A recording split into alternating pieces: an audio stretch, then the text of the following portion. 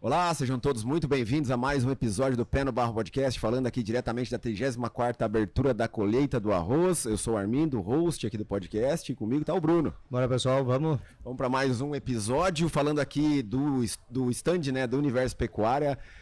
Muito bacana aqui com todo o pessoal fazendo transmissão ao vivo, e estamos com uma convidada super especial que a gente conseguiu num tempinho rápido, né, Bruno, depois da palestra dela, a gente poder conversar um pouco, falar sobre questões bem importantes que estão pairando o nosso agro aí, né? Isso aí, a feira tem que ser assim, tem que ser ágil, tem que ser ágil como o agro, tem que ser rápido, tem que pegar na passada, assim, né, antes entre um voo e outro. Então hoje a gente vai ter a satisfação de conversar com a Samantha Pineda, né, advogada especialista em meio ambiente, que tem feito um belo trabalho aí no agro, e tem muita coisa para trazer. Esse é um tema que está super em voga aqui, né? A gente está nesse ambiente aqui direto, então a abertura da colheita nos proporciona isso, né? A gente está no meio das parcelas, tem gado, tem arroz, tem tudo aqui super integrado.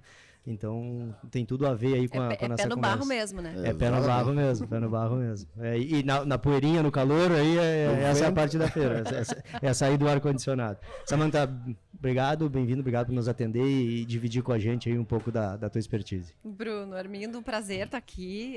A gente sempre procura, né? Eu sempre falo que eu sou uma advogada, que eu virei comunicadora porque eu quero falar com o produtor do Brasil inteiro. Então, um prazer estar aqui no pé no barro, e me sentindo com o pé no barro mesmo, que é isso, gente. E espero poder ajudar. No final vou te contar aí o que o pessoal estava armando para te trazer e tal, para te não botar o pé no barro, né? Gente, não me conhecem. A gente vai do salto à botina em 1 minuto. Que bem, que bem. Antes da gente começar rapidinho, só falar dos nossos apoiadores, né? A gente está falando aqui direto do stand do Universo Pecuária, que é uma feira que vai acontecer em Lavras do Sul de 7 a 11 de maio, trazendo para debate o tema da pecuária sustentável. Então se organizem aí para participar da feira, tanto produtores quanto empresas, para estarem presentes lá em Lavras do Sul. Também a CIA Brasil, CIA Serviço de Inteligência e Agronegócios, Agrocampo Jordani, ZT Sementes, San Esteban Moda Equestre e a MT Soluções Agropecuárias. Joia. Bom, a Samantha aí, não vamos ler todo o currículo dela, né, mas tá à frente aí, né, o pessoal no Agromais, tá sempre nas mídias, né, em outros programas comunicando o agro, essa parte sustentável. Por que o agro? Qual é o teu histórico aí como advogada para chegar aí?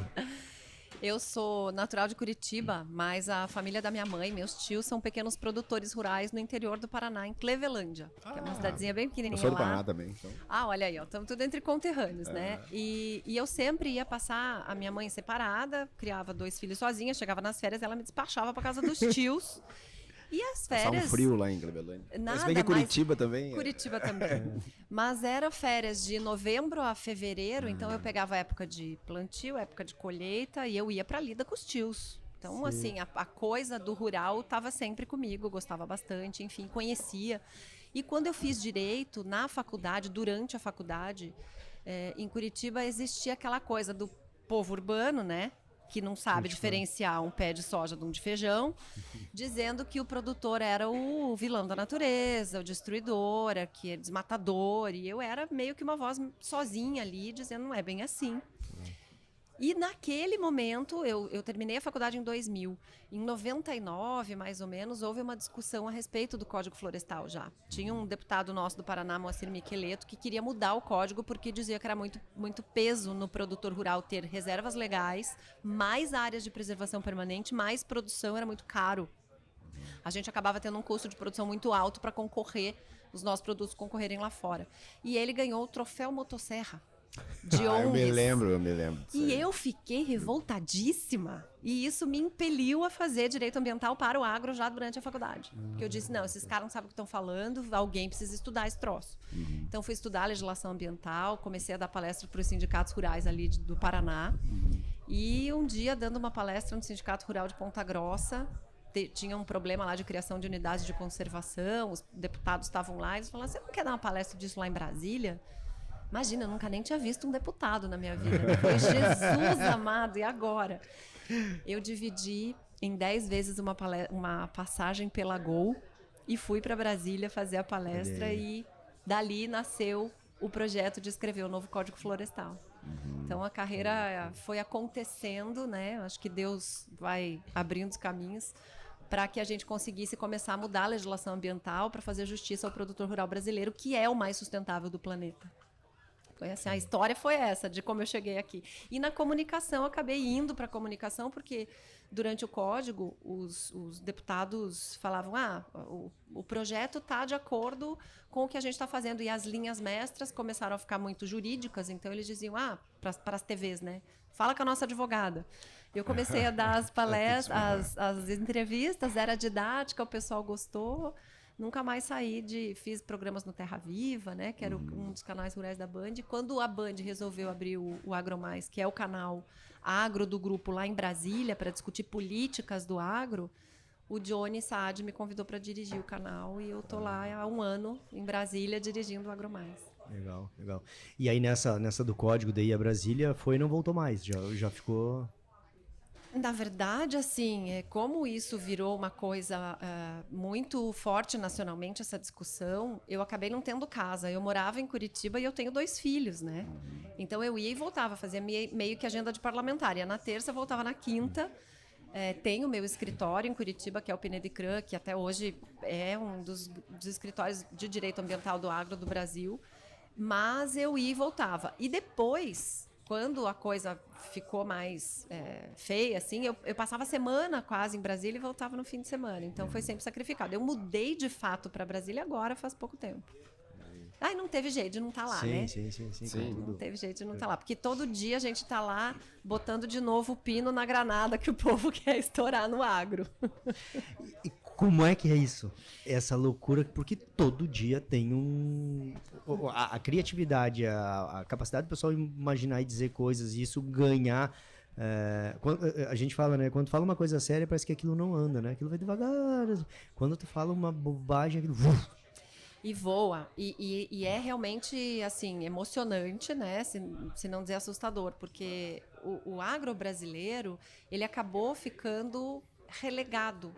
A gente tem 85% de população nas cidades. Então, já se presume que desses 85%, vamos colocar aí, mais da metade não tem ligação com o agro. Alguns que moram na cidade têm, mas mais da metade não tem.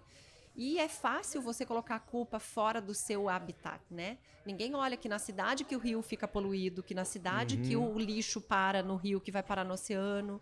Enfim, é fácil culpar o produtor rural, porque o desmatamento ele acabou virando uma bandeira dos nossos concorrentes lá fora. Sim. Não estou dizendo que desmatamento é...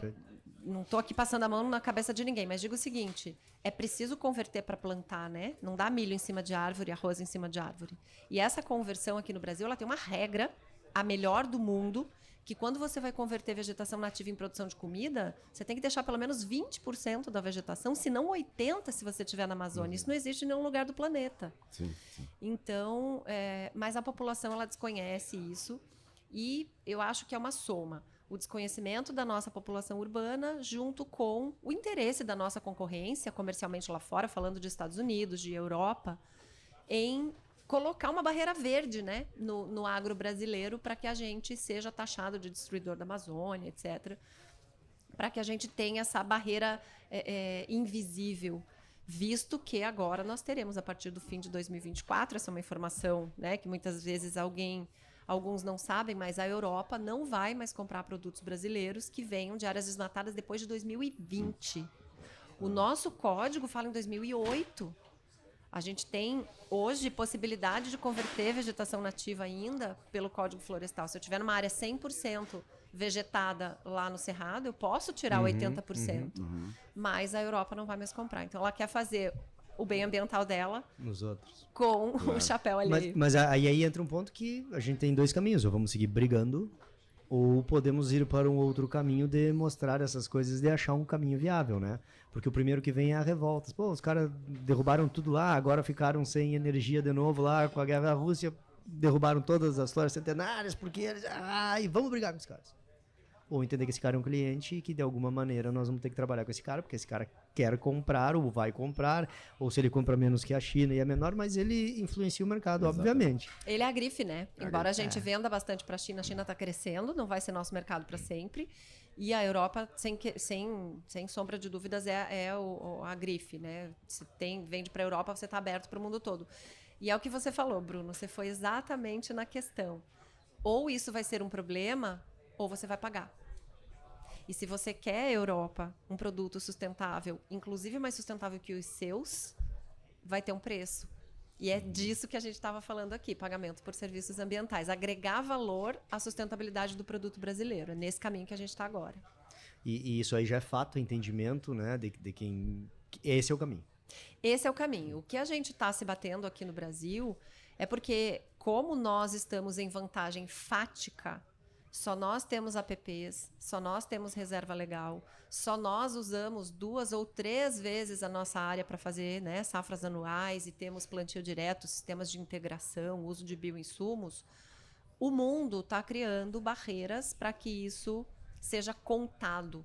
Então, no mercado de carbono, por exemplo, existe um conceito que se chama adicionalidade, que é um conceito que prejudica o Brasil por ele ser sustentável. Sim. Eu premio quem não era. Eu premio quem não era. Tanto que quem mais emitiu créditos de carbono da agricultura no ano de 2022, o número de 2023 não saiu ainda, mas de 2022 foi a China, que é a maior emissora, e da orizicultura e da suinocultura. Quer dizer, São atividades... onde estava muito ruim, né? Sim. Eu acho que é legal explicar, assim, o que é adicionalidade. Vamos lá. Porque tem muita gente que... Esse tema é super novo, né? Então... Vamos lá. Eu vou voltar 2 casas, né? A gente passa de 50, a gente começa a usar essas linguagens. Eu vou voltar 2 casas. O que é mercado de carbono? Né? Nunca vi nem comi, eu só ouço falar. O pessoal fala, meu Deus do céu, existe? Existe. O mercado de carbono é um instrumento para a transição energética, porque a mudança climática existe.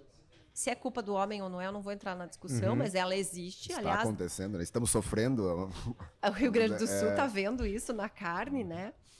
Na carne, na soja, no milho. No arroz, por todo. Desculpem o trocadilho. Mas a mudança climática existe. E ela afeta as economias mundiais.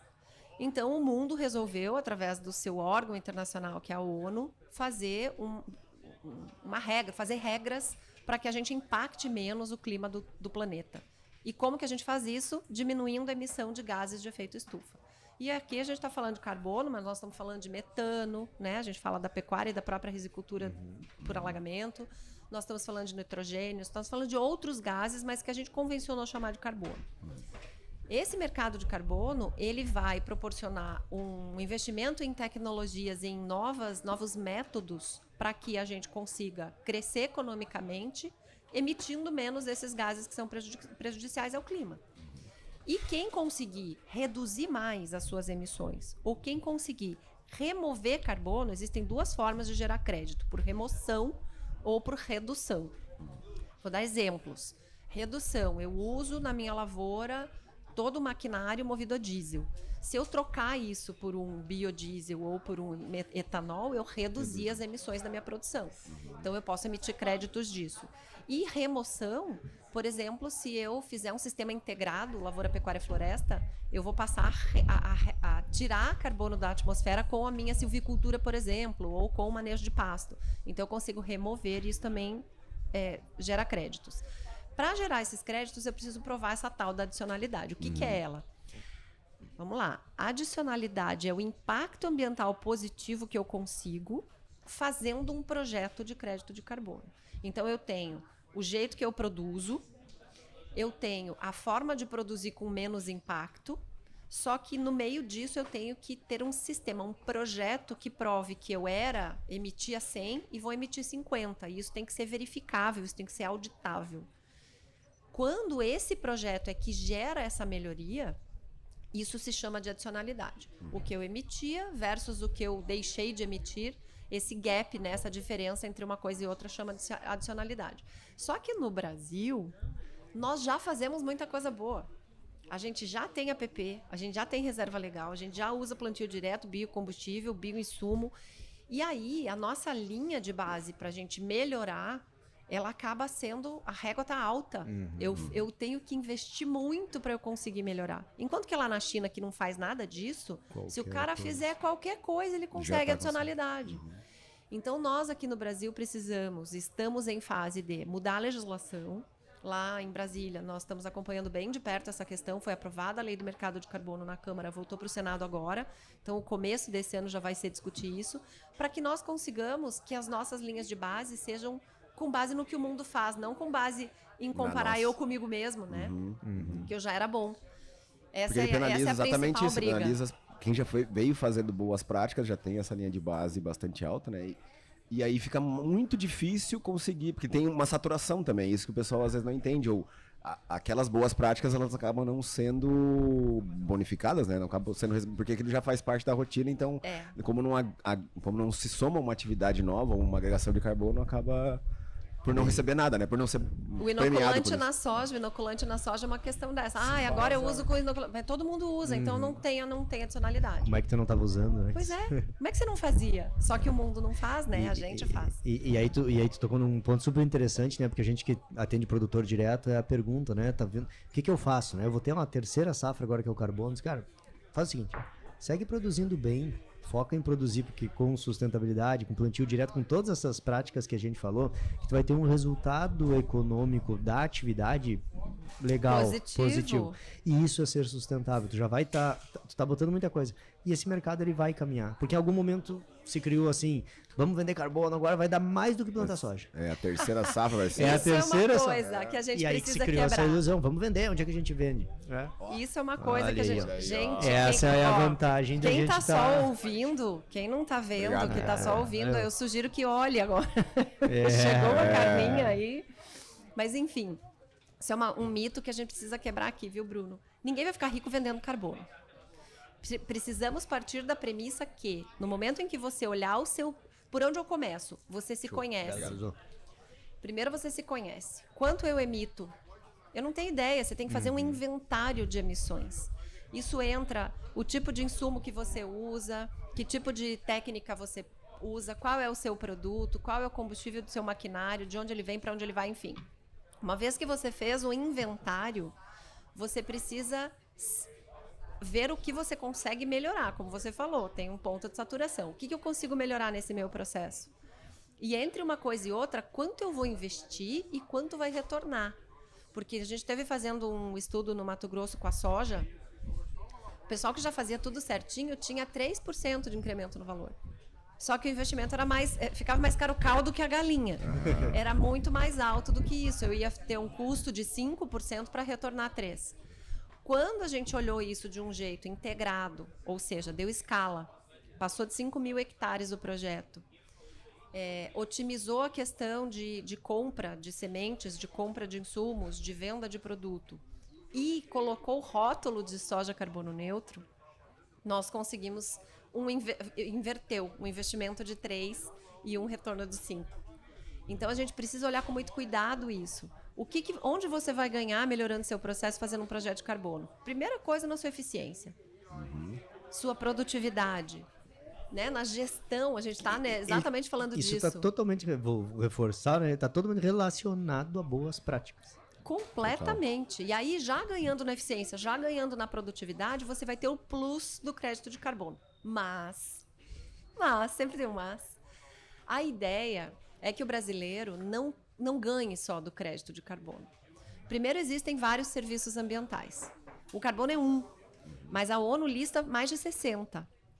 Nós estamos falando de água, de biodiversidade, de solo, de paisagem, enfim, de milhões de outras coisas, de muitos outros serviços ambientais que estão relacionados. E aí, o que eu acho que vai ser o futuro, e é para isso que eu vou trabalhar, é que o mercado de carbono seja só um trampolim para o Brasil vender o seu produto com preço diferenciado. Sim. A soja do Brasil é mais cara porque é sustentável, o milho do Brasil é mais caro, o arroz do Brasil é mais caro porque é sustentável. E quem quiser ser ou carbono neutro ou ter esse selinho de sustentabilidade, vai ter que pagar esse preço. Uma outra pergunta que fica é: quem compra esse crédito? Porque se alguém produz, alguém precisa comprar. E todo mundo fica na dúvida: tá, mas eu vou vender para. Tem aquela coisa de como vender, mas quem que vai comprar esse crédito também? Que o pessoal fica. É uma ótima pergunta. E bota onde esse crédito do gerou? Como é que eu entrego ele, né? Ele vai numa caixinha. É um Bitcoin. É um Bitcoin. Meu Deus, eu queria pegar, né? Tem jeito de pegar. Eu vou entregar para quem? Então vamos essa tonelada de carbono. Vamos botar na prática. É um caso que a gente tem, né? Uma usina que tem lá produção própria de cana nas suas áreas e, segundo o Código Florestal, ela tinha que recuperar nas margens dos rios 10 metros, de acordo com a largura do rio. Mas ela resolveu recuperar 30. Então, ela tem 20 metros aí de bônus para recuperar. O que ela fez? Fez um projeto. Como é que faz? Como é que recebe? Como é que a minha ideia vira alguma coisa que eu posso vender? Eu faço esse processo, existe uma metodologia. Igual eu ter 18 anos e poder dirigir, mas eu não posso pegar o carro e sair dirigindo. Eu preciso ir na autoescola, fazer o psicotécnico, fazer a prova escrita, fazer a prova prática e daí tirar a carteira. O carbono é igual. Eu faço o processo, ele já existe essa redução. Mas eu preciso colocar isso no papel. Tem lá os critérios que eu vou olhar, tamanho de propriedade, como é, quem que mediu. Aí eu submeto isso ao MRV, que é medição, mensuração, verificação e registro. Então vem lá a Verra, que é a mais famosa, a registradora, manda uma auditoria para ver se aquilo que eu disse que eu estava fazendo, eu de fato estou fazendo. Eu troquei mesmo o combustível fóssil pelo biocombustível. Eu troquei mesmo o sistema simples de produção por um plantio direto. E a medição, ele faz uma auditoria. Auditou, realmente, eu reduzi 100 toneladas de carbono do ano passado para esse ano. Ela registra e isso vira um título. O teu dinheiro, quando está na conta, você não vê ele, mas o teu cartão de crédito representa ele. O meu crédito de carbono, eu não vejo ele, mas aquele papelzinho que a Verra me dá, representa ele. Então, este crédito eu peguei e aí eu vou pôr nas bolsas de venda. Ou eu tenho um cliente direto que quer isso, e hoje tem muita gente financiando esse projeto para já ficar com parte do crédito. Por exemplo, nessa usina Batatais, quem faz isso é a Nestlé. A Nestlé banca parte do projeto do plantio das APPs a mais para ficar com o crédito de carbono para a Nestlé, e a Nestlé tem produtos carbono neutro. Outra empresa que está fazendo, o Carrefour. O Carrefour neutraliza as emissões da frota brasileira em fazenda no Mato Grosso, que está plantando lá. Enfim, então esses créditos Uma hoje... forma de compensação dessas empresas que emitem muito, não tem como, dentro da sua própria base, né, mitigar esses gases, então ela acaba indo para o mercado para comprar. Ela não tem a floresta, ela não tem a pecuária, ela não tem outras coisas dentro do sistema de produção dela que podem capturar, sequestrar carbono. Principalmente o varejo, né? Muito difícil. Sim, Aí você tem os dois mercados, o voluntário e o mercado regulado. Qual que é a diferença entre os dois? O mercado voluntário é essa, a Nestlé, o Carrefour, que querem dizer que seus produtos são carbono neutro. Porque o ganho dela vai ser uma questão de comunicação. Reputacional. E tem o mercado regulado, que são aqueles que são obrigados a diminuir suas emissões. E essa é a briga que está em Brasília hoje. Está se criando o Sistema Brasileiro de Comércio de Emissões, SBCE, e o SBCE vai dizer quais são os setores da economia que vão ser obrigados a diminuir suas emissões. Até 10 mil toneladas de carbono ano vão ter que reportar e entre 10 e 25 mil vão ter que entrar num sistema de diminuição e de compensação. Isso vai valorizar o crédito de carbono e a gente está ainda na briga para tirar o agro disso, né? O agro não tem que ser regulado e obrigado a diminuir suas emissões, mas ele é um fornecedor de crédito. Sim. E olhando hoje, quando a gente começa a olhar o que está sendo pago já hoje, o que existe real, que já está sendo, porque todo mundo está olhando isso aqui, tá ok, como é que eu faço? Existe possibilidade de ser pago, existe algo que está funcionando, e outra coisa é o quão longe ainda está para os produtores poderem montar projetos, porque é algo um tanto quanto complexo, né? Poder medir exatamente, uma coisa é o biocombustível, mas aí entra o fertilizante, entra o defensivo, é um conjunto de práticas, porque depois isso para conseguir medir. E aí, para gerar, aí a auditoria vai lá comprovar para depois gerar. Então, é um passo a passo bastante grande. Então, que ponto que a gente está dessas duas etapas? O que está sendo recebido e o quão longe está ainda do setor produtivo, eu diria. O setor produtivo, ele por dois motivos principais, ele está fora do mercado regulado. Vou responder a tua pergunta de trás para frente. Primeiro, porque a gente tem uma briga aí muito séria entre a questão ambiental e a segurança alimentar. Antes de fazer o sujeito pensar nas próximas gerações, a gente precisa dar comida para ele. Então, a segurança alimentar é um problema no mundo, a gente tem falta de alimento, o Brasil produz para 1 bilhão de pessoas, né? A gente é 203 milhões, mas a gente produz para 1 bilhão, então o Brasil tem um papel super relevante na segurança alimentar do planeta. E o segundo ponto, que não existe a regulação, tem mais de 30 mercados regulados no mundo e nenhum deles tem o agro, só da Austrália tem. Por que não colocam agro? Exatamente por essa dificuldade das medidas. Porque quando existem já metodologias aprovadas, né? A Verra, por exemplo, tem metodologias lá que, se entrar no site dessa Verra e procurar a metodologia para medição no agro, vai achar lá. Mas varia muito, principalmente nós aqui. Choveu muito, choveu pouco. Eu fiz correção de solo esse ano, esse mês, essa safra que vem eu vou fazer, eu não vou. Isso tudo varia demais. Então, metodologia consolidada mesmo, ainda não tem, né, para todos os tipos de safra. E o Brasil faz consorciado, o Brasil muda de safra. O difícil é um pouco disso. A gente trabalha um pouco disso, né, e a grande dificuldade é essa, é toda a complexidade envolvida. Se fosse uma cultura só, que fizesse só um manejo, eu faço o trabalho de solo, por exemplo, como na Europa, faço o trabalho de solo, semeio uma cultura do trigo, planto lá em novembro, vou colher lá em junho, julho, colhi, depois de novo é esperar trabalhar o solo. Então é algo muito... Agora aqui faz plantio direto, aí você coloca, tem todo um sistema... Você muda o preço da soja, você planta a soja, daí muda o planto... O que tem deu? Cobertura, não tem cobertura, planto que nem aqui no sul tem trigo, não tem... Então é muita... Muita variação, mas exatamente, vou te dar o exemplo do que você falou. O algodão consegue fazer mais fácil, e a Hering tem várias parcerias com fazendas de algodão, principalmente no Mato Grosso, em que eles pagam. E aí, vamos lá, como é que paga, né? Quanto custa? Os créditos de carbono, eles variam de $5 até... Tem crédito de $100. Como é que eu sei o preço do meu crédito de carbono? Um crédito de carbono de soja ainda está bem barato. É o que você vai comercializar a $5 a tonelada. Agora, tem locais que estão sendo reflorestados com espécies nativas e que estavam em perigo de extinção, araucária no Paraná, por exemplo, onde vai a quase 150. Tem essa diferença também em relação à qualidade, assim, ao tipo do carbono, ou a raridade de se colocar aquele carbono no solo, a dificuldade. Exato.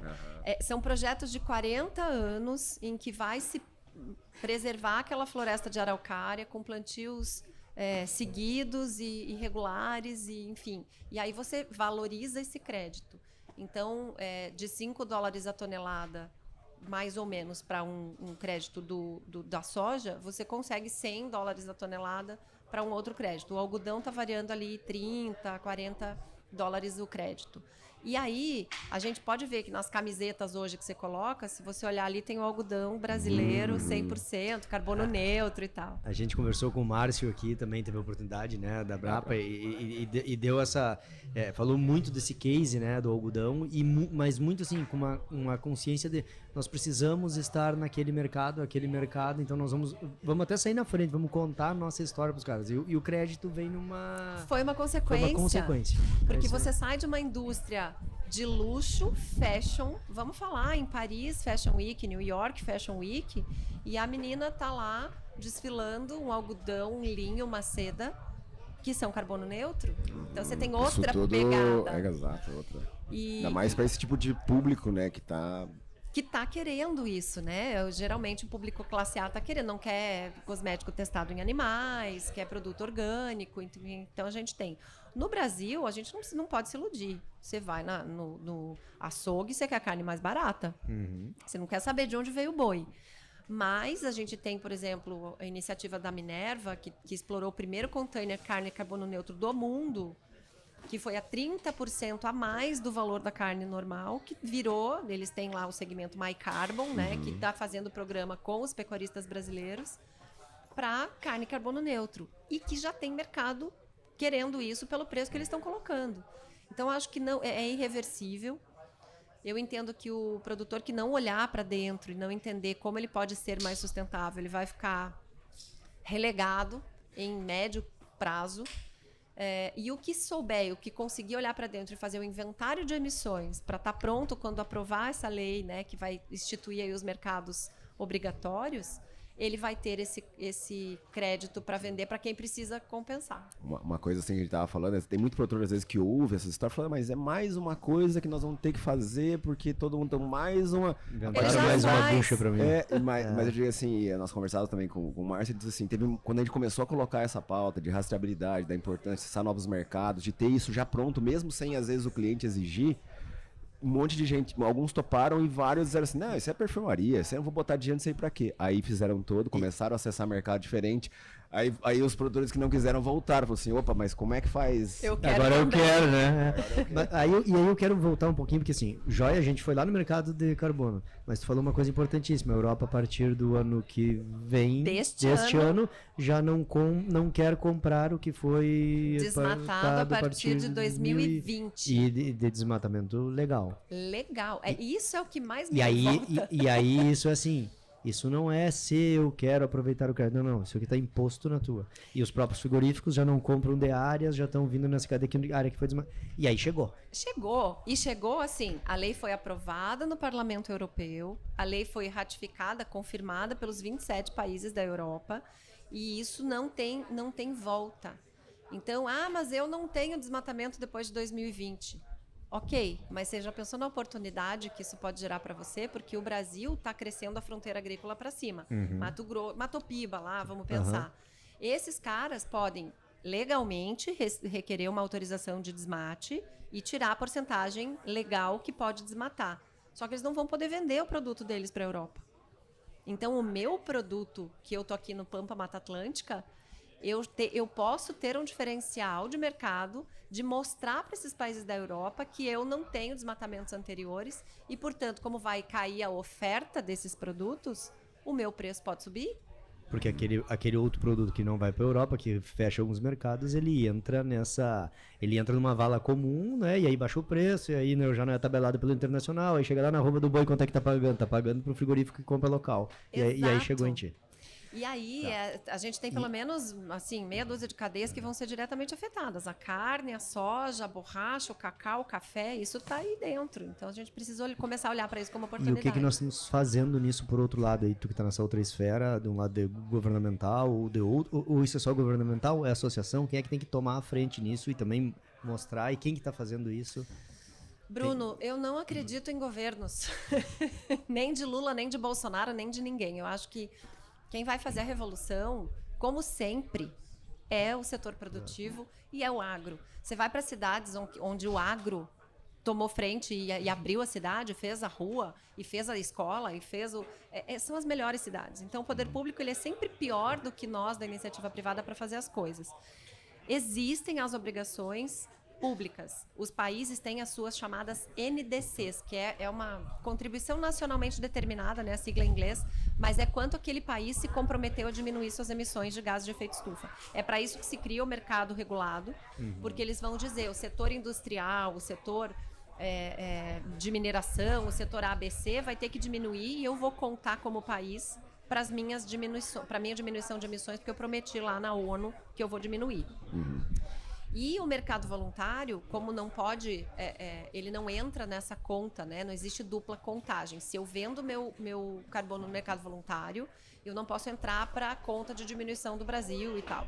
Então, você acha que o Brasil vai apoiar algum tipo de iniciativa que favoreça o mercado em que ele não vai se favorecer? Eu não acredito. Eu acho que o Brasil... os produtores rurais, exportadores, a gente já está vendo isso acontecer. O Mato Grosso foi lá na China e falou, China, vamos fazer um acordo bilateral aqui, Estado de Mato Grosso com a China para comprar carne que eu vou te dar rastreabilidade, eu vou te dar controle de qualidade, eu vou te dar volume e enfim, para que você tenha esse mercado. Eu acho que os mercados vão ter que começar a fazer isso para provar que cumprem essa lei do Parlamento Europeu. Por exemplo, lá no Porto de Roterdã, na Holanda, é onde desembarca a nossa soja. Vai ter que ter a ProSoja, algum setor que vai ter que ir lá negociar e mostrar como é que está provando que aquela soja que está chegando lá não é de área desmatada depois de 2000. A atividade do setor. E como o produtor se previne? Porque assim, tudo se fala, a gente já vê um monte de gente na internet, já estão vendendo crédito de carbono, já estão pagando, quem está anunciando, né? Quem não está fazendo isso está ficando para trás. Mas a gente vê que sempre num mercado em crescimento, em início, sempre tem iniciativas boas, mas tem um monte de picareta que aparece no processo, né?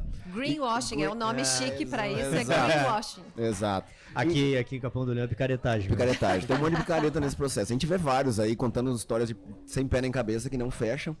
E como os produtores, ou até mesmo as empresas, porque tem várias empresas que acabam caindo nesse conto vigário aí, conseguem se prevenir. Existe algumas coisas assim, não, para fechar bem bem essa conta para saber exatamente se ele está participando desse processo, se está tudo certinho? Como é que pode? Empresas grandes, né? Infelizmente caíram aí em algumas ciladas, mas eu acho que hoje o Brasil é um dos melhores em startups do agro, né? As agtechs aí são as que mais estão no Brasil, tá voando. E hoje, para a gente saber se a empresa é séria ou não, a gente tem o Mr. Google que nos ajuda. Dessas empresas, quando surgiu a Lei de Pagamento por Serviços Ambientais, que foi em 2001, Lei 14.119 de 2001, ela saiu em janeiro de 2021, desculpa. Ela saiu em janeiro de 2021. No final de 2021, tinha mais de 800 quinais abertos, empresas, né, CNPJs novos, que trabalhariam com serviços ambientais. Mas é muito incrível, porque era uma empresa que você nunca tinha ouvido falar, de uma pessoa que você nunca tinha ouvido falar, que não tinha um site, que não tinha uma referência. E com tudo pronto, você aparentemente dá tudo... Te dou o teu crédito, o teu dinheiro e você é sócio ainda. O que a gente precisa realmente é um cuidado com pesquisa dessas pessoas, né? A gente teve aí hoje o Dr. Roberto Sanqueta, que palestrou também e que é uma pessoa que desde o começo desse processo está aqui. Tem empresas sérias, por exemplo, citei aqui a MyCarbon, que é aliada à Minerva, mas que trabalha com projetos para fora, Carbonext, que também já fez algumas coisas, BR Carbon, Carbon Free, são empresas que já têm uma certa tradição nisso. Então, uma pesquisazinha do profissional ou dessa empresa é o que hoje o produtor pode fazer. A lei, que eu espero seja aprovada aí no primeiro semestre desse ano, do mercado regulado de carbono, vai trazer mecanismos de evitar greenwashing, porque a gente precisa, de fato, fugir dos picaretas. A regra é sempre simples. Não acredite em milagre, né? Não tem Bitcoin que vai render 20% ao mês, se o juro está 9%. O Gustavo que está aí. Nossa galera que é fã de Bitcoin. Nós temos um investidor, investidor de A Bitcoin. gente pode investir em cripto desde que ela esteja dentro de um mínimo de realidade palpável. Então é a mesma coisa. Se a gente está falando que precisa passar por um processo custoso, criterioso, para emitir um crédito de carbono por uma certificadora reconhecida, tem Gold Standard, tem a Verra, que é a mais famosa, mas enfim, tem algumas mundialmente conhecidas. Se a certificadora é uma desconhecida ou se o sujeito está te prometendo um lucro acima do mercado, não seja esperto, né? Porque não vai dar Só certo. eu que tô vendo, como é que é? Só o meu filho mancha certo. Não, meu filho mancha certo. Só. Conta essa história sempre. Como que tu vê, assim, aí entrando um pouco, né? A gente ainda tá muito no Verra, Gold Standard. Quando é que a gente vai ter ou pode ter empresas dessas nacionais? Certificadoras que a gente começa... E as certificadoras e os indicadores, os padrões também nacionais, né? Claro que aí tem um trabalho de Embrapa, vamos citar assim, muito forte, técnico para ter esses indicadores. Mas o Brasil pode ser isso também, porque a gente está sempre... Esses dias alguém questionava por que a soja é Chicago, né? Se a gente é o que mais produz, o que mais exporta, né? A gente sempre usou... Tem um espaço, e aí, porque isso é vender serviço, é vender outras coisas que não é só a commodity, né? Mas Bruno, a gente tá ruim em lição de casa, né? Por que a soja é Chicago? Porque Chicago fez a lição de casa e ele pauta o resto. E outra, o mercado lá, ele pega o mundo e bota lá dentro. Por que eu tenho que ficar olhando para a bolsa de lá? E o mercado de carbono, a bolsa é da Califórnia. Por quê? O segundo maior emissor de gás de efeito estufa do mundo é os Estados Unidos e a bolsa maior é lá. Poxa, né? As emissões são China, Estados Unidos, União Europeia e Índia. Então, de 70% das emissões. E as certificadoras são de lá? Por quê? A gente precisa fazer a lição de casa. Primeiro é ter regulação. Segurança jurídica. Como que faz? Quais as regras do jogo? E o Brasil, quando a gente fala o Brasil está atrasado, é isso. O Brasil não fez ainda essa lei. Essa lei não pode ser uma lei que vá fechar o mercado ou que vá fazer só do poder público o balcão. Essa lei que cria o Sistema Brasileiro do Comércio de Emissões está cometendo o erro de colocar a gestão do processo toda no governo. Está errado. A gente tem que começar aos pouquinhos e ir deixando o mercado fazer isso. Olha o sucesso que a gente teve, por exemplo, na distribuição de crédito agrícola, crédito rural. Era só tomar café com o Banco do Brasil. Aí foi abrindo. Agora nós temos mercado de capitais, a gente tem CRA, a gente tem CRI, a gente tem LCA, a gente tem outras coisas, mas a gente foi crescendo e essa lição de casa acho que a gente fez bem. A gente precisa fazer a mesma coisa nesse mercado de carbono. Já existem várias outras registradoras, pelo menos na América Latina tem mais de 10, mas a gente precisa representatividade lá nas discussões, nas COPs, nas discussões da ONU. O NFCCC é a Nações Unidas para o Desafio das Mudanças Climáticas. O Brasil precisa estar mais presente e regular esse mercado para que ele seja confiável para o mundo. Se existe regra clara, o mundo confia. Se certificar na Verra custa $20 mil, certificar no Brasil custa $10 mil. É confiável? Não sei. Então a gente precisa ter regra clara, fazer isso acontecer aqui para sim nós termos esse registro, essa verificação, esse mercado interno mais robusto para que possa ser confiável. Não precisa, não, como é que é? Não é só ser, tem que parecer. Né? Exatamente. A gente precisa cuidar dessa imagem de confiabilidade, porque se é só uma coisa pública, você já fica questionando. E se muda o governo e é contra isso que está aí? Então a gente não pode ter essa fragilidade, né? Eu queria, o papo tá muito bom, mas eu queria falar um pouquinho do teu outro desafio. Você fala dessa parte ambiental, advogado e tudo, professor, enfim. Mas queria que tu falasse um pouquinho do desafio da comunicação frente ao AgroMais. Como é que está sendo isso? Porque a gente vê hoje assim uma pauta. Nós estamos aqui por causa disso também, de melhorar a comunicação dos nossos propósitos assim, de trabalho, principalmente interno. Como é que é esse teu desafio frente ao AgroMais? Como é que vocês têm pautado isso? Porque também é um papel fundamental, não precisa atingem uma grande massa, se comunicam para muita gente. Sim. O Grupo Bandeirantes é super importante, pioneiro, né, protagonista nesse setor de comunicação com o agro. Conta um pouquinho de como é que está sendo esse... Olha, o AgroMais, nossa intenção e a construção do canal é para que nós sejamos a agência de notícias do agro do Brasil, né? A Rede Band é uma rede grande, tem a TV Band aberta, mas tem os canais pagos da Band, né? Band News, Band Esportes, e o AgroMais é um deles. Terra Viva também. Terra Viva é um canal mais agronômico, mais técnico, um pouco mais voltado para a pecuária. E o AgroMais é um canal político, econômico do agro. Quais são as decisões que acontecem em Brasília, e é por isso que o canal é lá, que afetam esse setor? Então, e eu fui para lá... sou advogada, tenho escritório faz 20 anos, advogo, né? Ainda faço advocacia, peticiono, vou nas audiências, enfim. Defendo principalmente multa de órgão ambiental. Mas sem a comunicação, e acho que é por isso que eu tenho a companhia de 2 agrônomos, a gente estava perdendo esse jogo. E essa guerra de narrativa aqui no Brasil, ela ficou muito forte, né? Tem muito ambientalista de computador, que o cara que defende a Amazônia, mas não separa o seu lixo, e a gente precisava atingir mais com a verdade do agro essas pessoas. Então, Brasília, eu tenho lá, a gente é um canal enxuto, nós funcionamos com algumas equipes que ficam Congresso Nacional, né, Câmara e Senado acompanhando a discussão legislativa, o Executivo, os ministérios, principalmente de Agricultura e Meio Ambiente, e a pauta da Frente Parlamentar da Agropecuária. Então, o que a gente fez o ano passado todo que eu estive à frente da direção? Nós conseguimos brecar um pouquinho a guerra das narrativas. Pode ver que essa coisa de lei do veneno, o MST injustiçado e a questão de marco temporal de área indígena, teve uma discussão um pouco mais justa, mais séria, porque o agro estava lá nessas discussões e trazia para a mesa os 2 lados para debater. Tá bom, você não concorda? Por quê? E você, qual que é teu argumento? Científica, tecnicamente, para a gente pautar notícia e não narrativa. Então, essa é a ideia, o desafio. Acho que o AgroMais está cumprindo um papel que faltava, né, no país, embora a gente tenha outros canais muito competentes. Vou falar de Canal Rural, de Canal do Boi, enfim, Notícias Agrícolas, que é um portal de notícias, e vários. A gente tem aí o Pé no Barro, que traz muita coisa, mas a gente precisava de um canal de alcance nacional com uma grande rede. Vou te dar um exemplo, CPI das ONGs. Se não fosse a Band, ninguém tinha noticiado. Ninguém sabia que existia a CPI das ONGs. E a gente teve depoimentos lá gravíssimos de pessoas que se alternavam em cargos do governo e depois iam para as ONGs se aproveitar dos programas que eles mesmos criaram quando estavam no governo para receber consultoria de unidade de conservação, de cuidar de povo tradicional. Peraí. Então, acho que é muito importante o papel da comunicação. A gente precisa olhar mais para isso.